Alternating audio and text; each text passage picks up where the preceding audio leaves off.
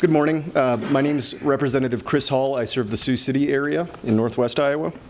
I'm here to express my early and ardent support for this legislation, and a strong reason for that support is the firsthand knowledge that I have of how successful these workforce training programs have been in my community.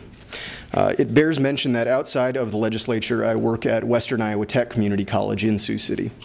And to date, education and training providers often have to pull together a patchwork of funding in order to provide support to adult learners, and most times it's not even enough to match the need that exists. Since the fall quarter, in just the past 6 months, the community college I work at has obligated $93,000 of the $113,000 that have been provided to them for gap tuition assistance. That's to say that in the last 6 months, they have almost exhausted the resources that they have, though the need continues. My community college will run out of funding far before the new fiscal year, but in those just recent 6 months in the fall semester, our staff has served about 35 workers with that gap tuition funding. Those are new truck drivers, energy technicians, certified nursing assistants, welders and industrial maintenance techs, and pharmacy technicians, and other great positions in our community that people are seeking to fill.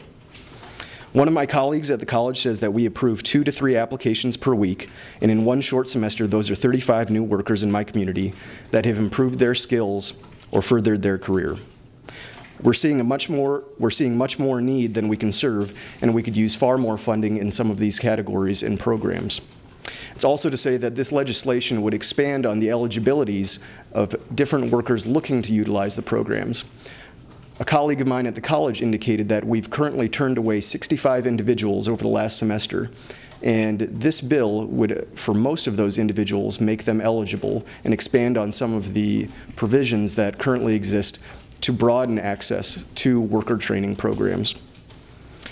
As knowledge of the programs has grown and the population is beginning to utilize them, the network and base of individuals seeking to further their careers and look into new career pathways is also expanding. The bill makes great strides in providing the necessary resources for workforce training in our state. It seeks to identify skilled job shortages and fill those positions, and those are the 2 most important things we can do right now to help the Iowa economy grow. As Iowa businesses have been telling us for years, skilled job shortages continue to keep our economy from growing and creating new jobs. The skills gap and workforce training legislation moves our state forward, and I can speak to that having seen it personally at the community college that I work at.